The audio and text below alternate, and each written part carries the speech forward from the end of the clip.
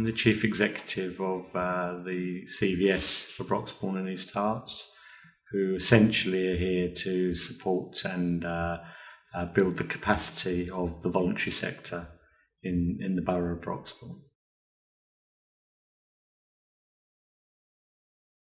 So the CVS itself in Broxbourne began life as an organisation called the Broxbourne Voluntary Sector Development Agency in 1999 through a very small 3-year lottery grant. Over time it grew from a staff team of about 3 to 7 or 8, and started to pick up services not just in the borough of Broxbourne but also in neighbouring borough of East Herts. So a decision was made in 2007 to reconstitute the organisation and rename it as the CVS for Broxbourne and East Herts.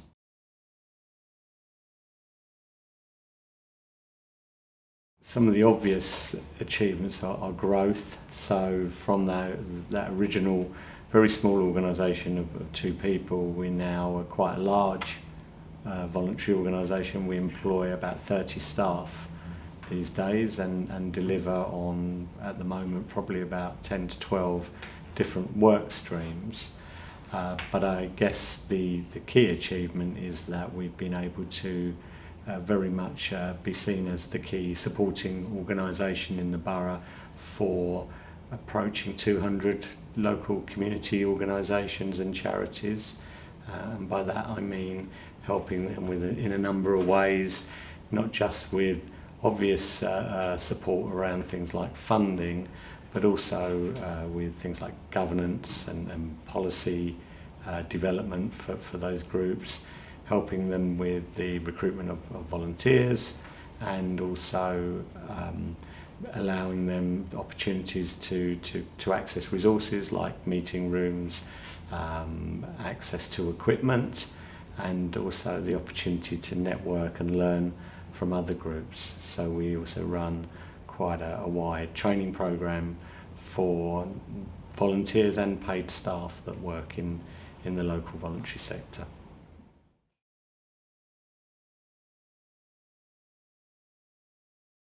So many voluntary groups are what we call registered charities, and they obviously have a responsibility to report to organisations like the Charity Commission. So in order to do that, they need to have a certain amount of governance in place in terms of documentation and basic accounting procedures.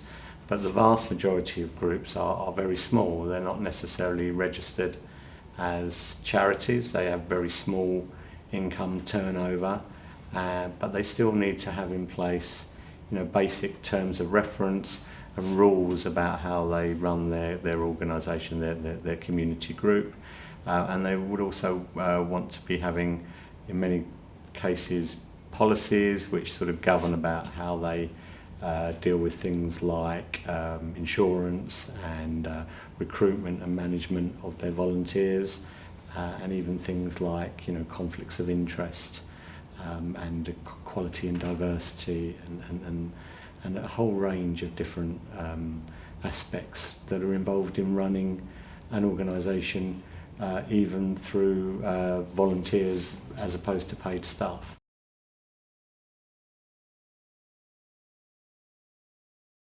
So the main growth of the CVS has been through development of partnerships locally. So the voluntary sector is obviously, very important to other agencies in the borough. Agencies like the council and the health authorities and the housing associations. So often what will happen is that the gaps in provision will arise. So over the years, things like credit unions and food poverty, and the types of services which aren't necessarily being provided by the statutory services, they need to be developed and picked up by the voluntary sector. So the CVS has been very important in being able to not only feed into those discussions but also feed back to the community and try and find ways that we can develop those services and make sure that all aspects of the community can be provided for.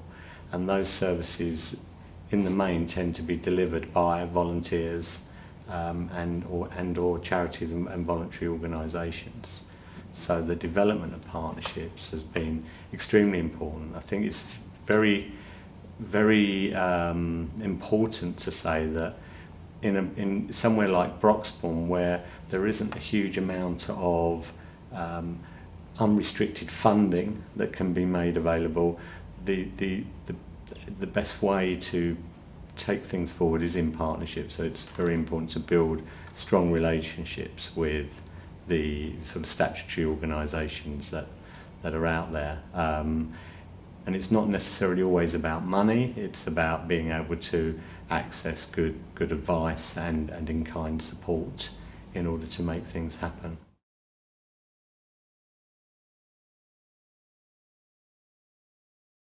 I think historically the borough of Broxbourne was originally two distinct districts. So you had a Cheshunt district council and a Hoddesdon district council. So in 1974, when Broxbourne was formed as a borough, I think that there definitely was the bringing together of two very distinctly different areas. I do think that there is still a sense that the community in sort of Broxbourne, Hoddesdon will look upwards, northernwards, towards Hertford and those places for a lot of their services and potentially their sort of leisure and their shopping, etc. And certainly those in Waltham Cross and in sort of parts of Cheshunt probably have more in common with the Enfield area, so they would tend to look south. It's also reflected sometimes in the way that hospitals and essential services are provided, elsewhere where they don't exist in the borough. So I think that there certainly is still and possibly always will be a geographical difference between the two ends of the borough, because although it's very small, it's sort of long and thin, and therefore you are going to look up or down. But I do feel that over the years, certainly my own impression is that it is a much more joined up geographical area than previously.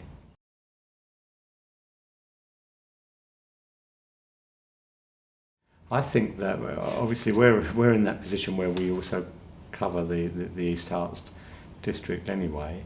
I'm not sure that we've particularly concentrated on that apart from making sure that our services are available right across the borough. So our main office is based in Stansted Abbots, which is right at the north end of the borough, very close to Hoddesdon. But we also have facilities and buildings that we can operate from in Waltham Cross, so we can make sure that the community can access services in the southern end of the borough. And we also have a large project which is based in Wormley and Turnford, which is the Wormley and Turnford Big Local, and very recently the Wormley Community Centre has become under the ownership of that project. So it's very important to make sure that some of our services, so we have a lot of employment support services, that we have buildings and drop-in points across the borough. So I think it's about making things accessible to residents from all over the borough of Broxbourne.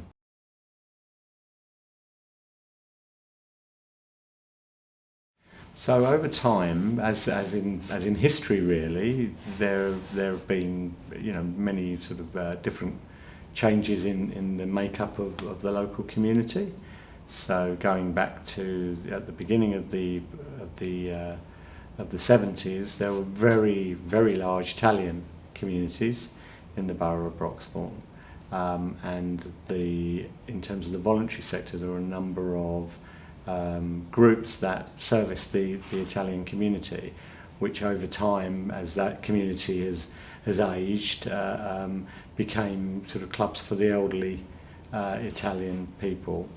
About 15 years ago, there was a large influx of Eastern European communities into the area, as well as other communities, Turkish communities, and which have always been in the borough. And there was a big move to set up organisations like Broxbourne EMA, which the CVS was responsible for supporting and staffing and administrating and recruiting volunteers too. And out of that grew a number of much smaller groups, which were essentially social groups for those particular communities. I think over time that those groups have tended to be a bit more informal rather than formally set up, and that there's been much more of a move to cross-community celebration. So over the time of the Olympics in particular, we started to set up community events called Celebrating Our Community, and that took off particularly around the time of the Olympics.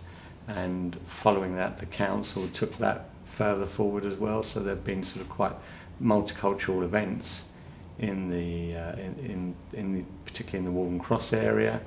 Obviously, the pandemic has sort of put a bit of a stop on some of those events, but that's something I would really hope would continue, either with the support of the council or in partnership with the voluntary sector going forward, because I think that's really quite important that we look at Broxbourne, and Broxbourne looks at itself as one community and celebrates its own diversity, rather than putting an emphasis on smaller groups aimed at minority communities, because that could have almost a counter effect of isolating people and putting different communities in boxes.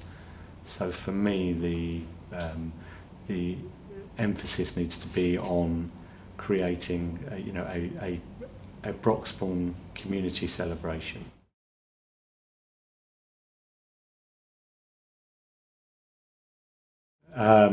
So we in Broxbourne, I think, from the CVS's perspective, some of our key projects have been over the years making use of the high street and venues, and making those much more impactful and accessible to the community.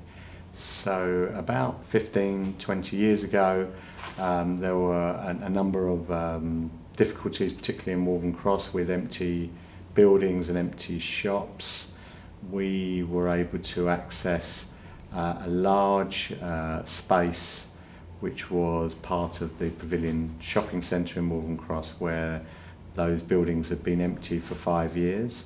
They were in quite a state of disrepair, and there was no sign that they were going to be either let or any plans to redevelop at that stage.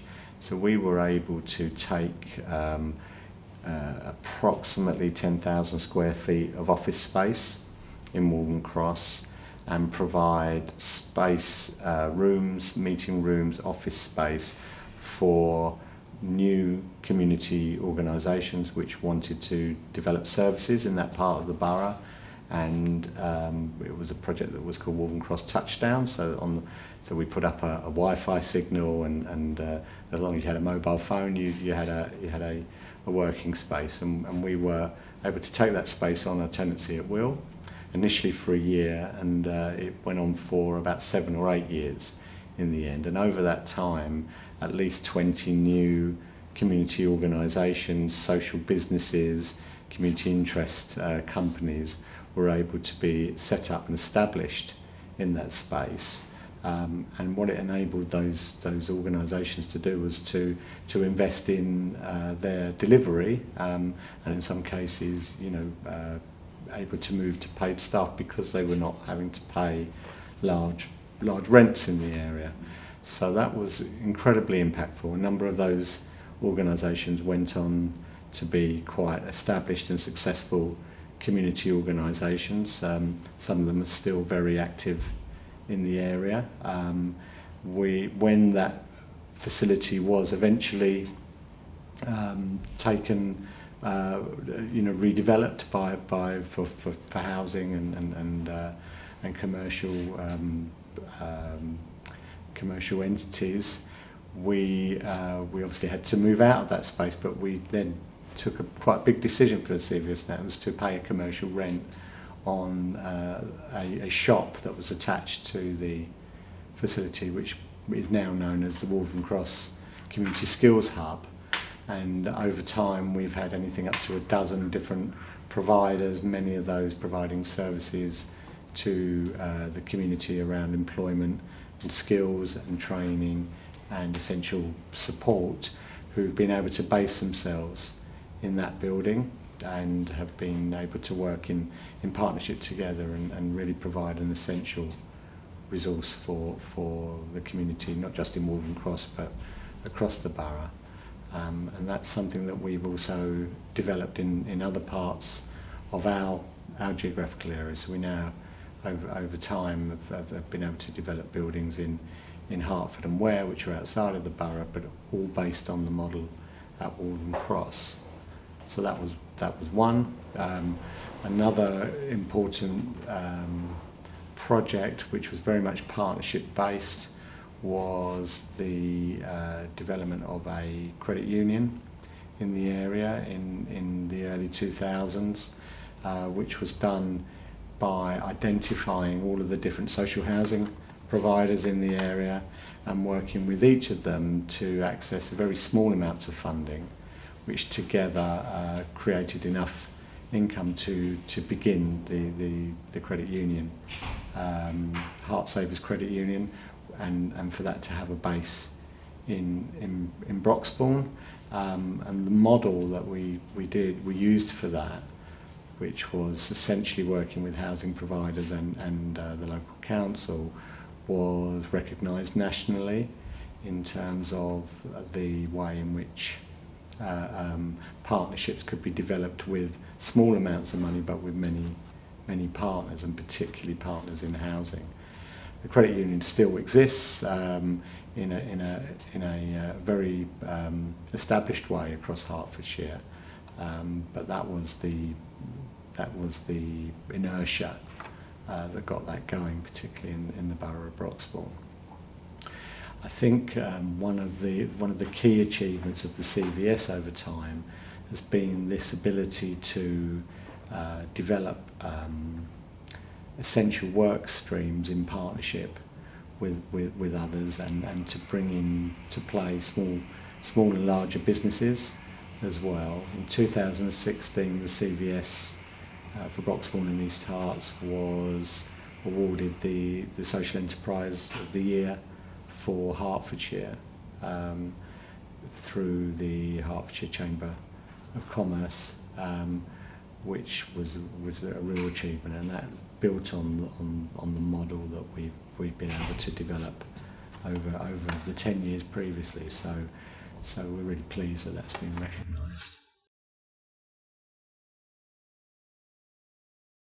So I think the big change in the voluntary sector generally, certainly over the last 25 years, has been that it's recognised that it's had to move from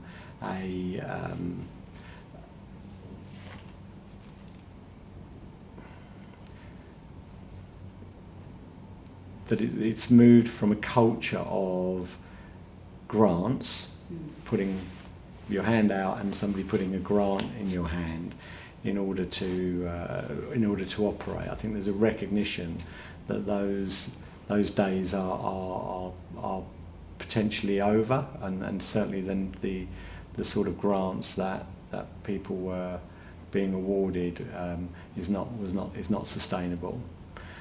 To much more of a culture of earning income and developing more business principles. So whilst voluntary groups are by their nature volunteers, they still need to be run in the main like businesses. So therefore the way in which income is generated has had to change enormously. So it's been about community organisations recognising that they provide essential services which, whilst their core client group benefit from that enormously and for free, that there are other skills, experience and knowledge that those community groups bring which actually have a monetary value. And so to a certain degree, the way in which the successful community groups have been able to grow is because they've developed a way of selling those services outside of their core audience in order to create income so that their core audience can benefit from that. So that's what we call social enterprise.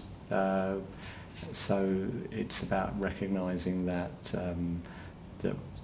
the services that are provided are valuable to a wider range than just those people that need to access that service.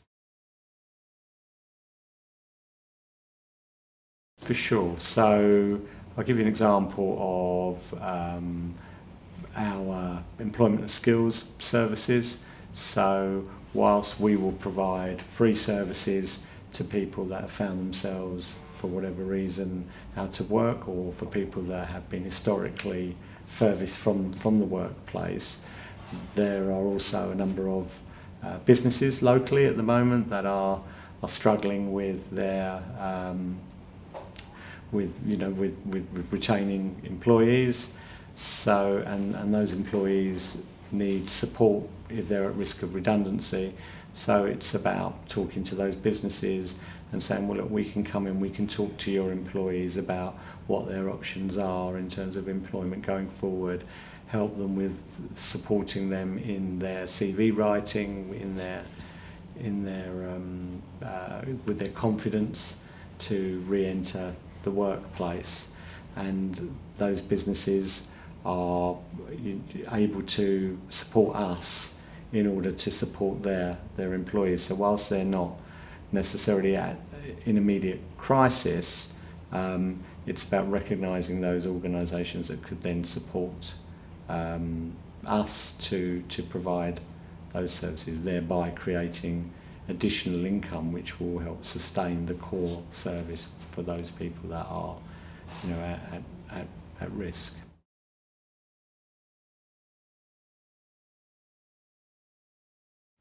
So I've been in post for the best part of 25 years. So I've seen a number of administrations in the local council. I've seen a number of changes to the structure of some of the statutory services that support the community, and my feeling is that the understanding and respect for the voluntary sector from other agencies has always been a struggle. So it's about the voluntary sector being recognised as an important element of the community and of community services, from everything to emergency services like food poverty and employment and skills, to community planning. So even when big projects where partnerships come together to build you know, large developments, that the voluntary sector has an important role in that development in terms of being able to feed in and out from the community through its many community groups and organisations what the needs are of a community, which would help to shape not only things like transport and employment services, but also health services in the area.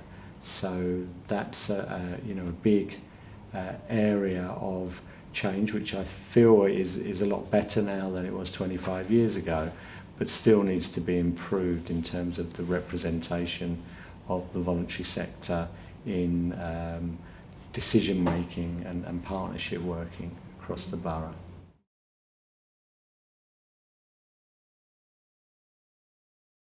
So the CVS has changed enormously, as we've said, that we've grown in terms of the number of projects and services that we deliver. So we need to, and I think to a certain degree, if you ask 10 people what the CVS is, you probably get 10 different answers these days, whereas 20 years ago people would have said the CVS is there just to build the capacity of local groups. So we need to be probably quite clear in terms of the way in which the community recognises what we do. It may mean that we need to look at the name of the CVS in terms of you know, what that, how the community can understand that clearer going forward. But we also will probably over time need to restructure how we work so that there's more emphasis on the strands of work. So I think for us it very clearly these days fits into four or five categories, one of which is that capacity building of the voluntary sector and the recruitment of volunteers, but there's also a strand very much at the moment around employment and skills, around health and well-being of the community, and also about resident engagement and consultation services for the area. And I think over time the CVS needs to look at its own structure, its own marketing and branding to make sure that all aspects of, and everybody that lives in the borough of Broxbourne knows that they can come to the CVS for a variety of services, but also have their voice heard on larger platforms through our sort of representation role for the community.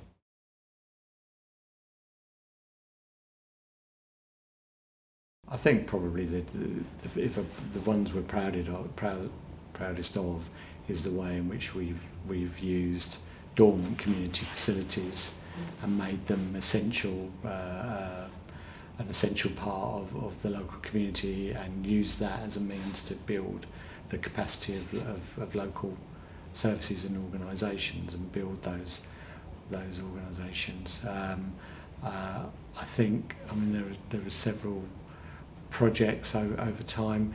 We ran for 8 years a project called the Dragon's Apprentice Challenge, which ran in all the secondary schools and most of the primary schools over time in the borough, where we connected local schools with a local charity and a local business who provided mentoring support to the pupils, with the aim of raising small amounts of funds, but in some cases up to £2,000 or £3,000 for a local charity. And what that did was connect young people in the borough with a greater understanding of community groups in their area, because part of the project was very much about learning about the work of the local charity or community group that they were connected with, but also gave them the opportunity to experience local businesses, particularly for those young people that were looking to go into self-employment or into corporate businesses in the area, and it offered them the opportunity to go and meet with their their mentor in the workplace. So it's very important that particularly young people that live in the borough understand what goes on outside their front door and the school environment. So that was a very fun project, because it's lovely working with younger people in the borough, and sort of getting a sense of their enthusiasm. But also it raised over time £40,000 for local good causes as well. So it's very different and it's very delivery focused. But it's an important part of what we did. We also ran for 10 years a furniture reuse project, where again we took on an old disused garage block of 24 garages, which had been chained up for many years because of antisocial behaviour in the block. We got that opened up on a tenancy at will, filled it with donations of furniture over the period of 10 years. 20,000 different items of furniture were donated by local residents, and then delivered that in partnership in the main with housing providers to people that required essential furniture but obviously couldn't afford it. And that created obviously a number of volunteering roles and employment for some of those volunteers, many of whom themselves had been service users and were looking to re-enter the workplace. So it gave them a set of skills and work experience which would enable them all to move on. But there is something about being in a position to be able to help some of the most vulnerable people in the borough in a very practical way. So that again, a project that could only have happened with the support of several local partners, from the council to health organisations to housing providers, and bringing everybody together and being the organisation that had the flexibility to get that up and running and started. So that would be something that we were very proud of at the time as well.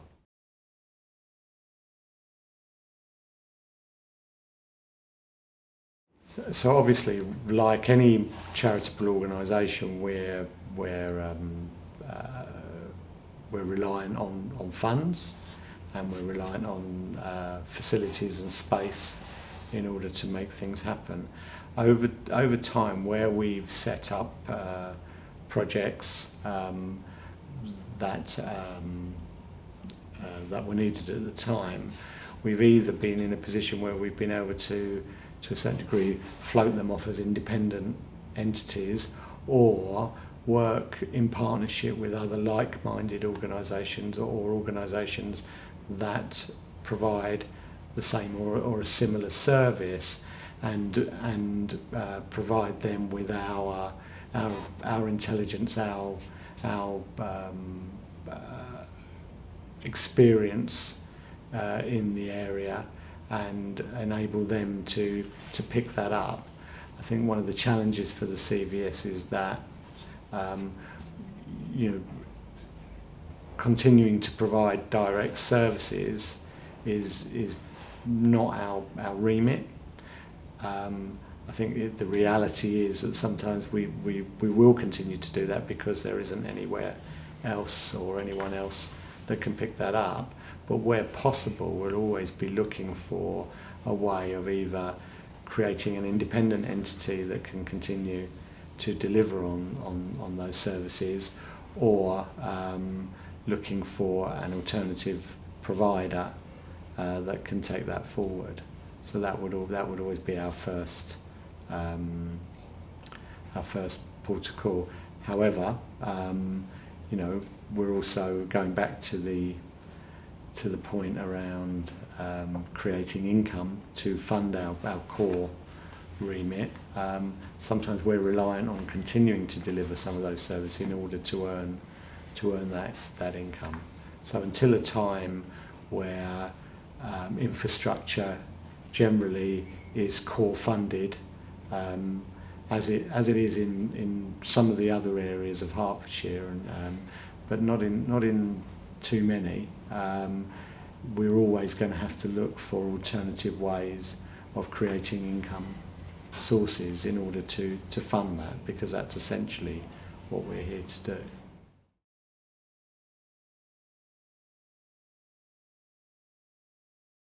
I think what's also been really good for the CVS is that because we have links and membership of so many organisations, that gives us a mandate to represent those organisations and represent the community in planning and in discussions. But it also has given us over time a huge network of contacts and relationships with the community. So we're therefore in touch with, hundreds of local groups and volunteers, which is one of the reasons why we've been able to pull together this project and to be able to hear the voices of those volunteers.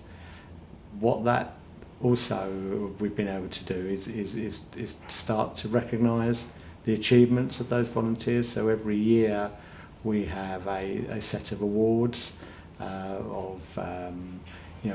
achievement awards and service awards that we're able to deliver at our AGM. So that's been lovely that I suppose our relationships with volunteers locally has enabled us to help to recognise that, and the exhibition that we want to deliver as part of this project, we'll be able to perhaps put some photographs and some names and showcase, certainly over the last 10 years, some of those people that have made such a difference. I think it's also fair to say that we engage any number of volunteers ourselves in order to help us deliver our services. So whilst we may have 30 paid staff, we have 3 times that number of volunteers that are helping us to deliver those services, yourself included. So we have a number of drivers that help with our community transport schemes. We have people that are helping in our hubs with reception and administration duties, but also in our job clubs in terms of supporting local people back into employment. Over time, we've had volunteers in our furniture projects and in our employment skills projects, and we're also reliant on a fantastic board of trustees, all of whom volunteer their time to help run what's quite a large business. So we've been able to access people with particular sets of skills around human resources, around business development, around health and safety, around safeguarding, to make sure that we can run our organisation effectively, efficiently and professionally. And all of those people are volunteers as well. So it's really allowed us to recognise that volunteering is not only about those direct services, helping in the youth club, pushing the wheelchairs, driving the buses, but it's also about people utilising professional skills and very specialist skills in some cases in order to keep the voluntary sector running, and therefore, in my opinion, keeping the community running.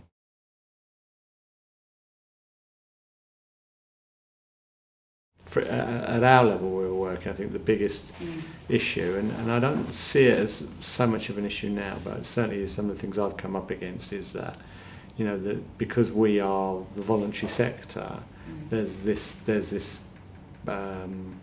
assumption that it's free. And volunteering, as you know, is not free. There's a cost involved with with supporting training, expenses, with any volunteer, management of volunteers. So I think there has been, and it does depend on administrations at the time, there's a feeling that well, you're the voluntary sector, therefore you'll do this for nothing. And they don't what the potential funding agency need to understand is that that we can't do that. I'm not saying that it's as expensive, it certainly isn't, but that they do need to make provision to ensure that the services that are being provided, particularly these days, where even in my time,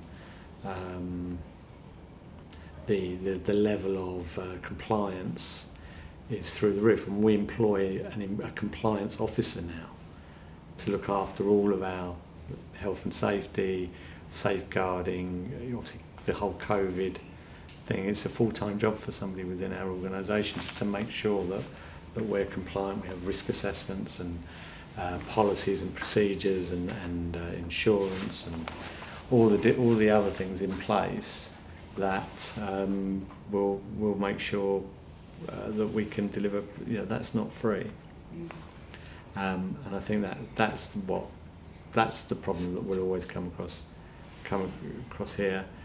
Broxbourne as a borough has never really supported infrastructure in the borough. What they are good at is supporting projects and being part of projects, and again, they've been very good at, in small ways, in funding or part funding elements of our work, which we can obviously then use towards our core. But the reason that we grew so big was not because of core funding for our service. It's because we became very good at creating income streams and projects and grants for direct delivery services, from which we were able to take a percentage or a fee to fund the core element of our work, which is still helping local groups to run their services effectively. So it's been great. It's been a fantastic journey. But if somebody came to us now and said, "Here's 150,000 just to run the CVS," we'd take that, and the rest of it could be done elsewhere. Having said that, who would help those organisations to deliver those services? It would probably be us anyway. So therefore, sometimes you're just best placed to deliver it themselves. Broxbourne as a sector does not have very many community organisations, charities that employ staff. If you compare that with other districts in Hertfordshire, has very, very few what we would call sort of small, medium-sized charities. It has a huge amount of micro charities and organisations which are run entirely by volunteers. So that's where the support is really needed.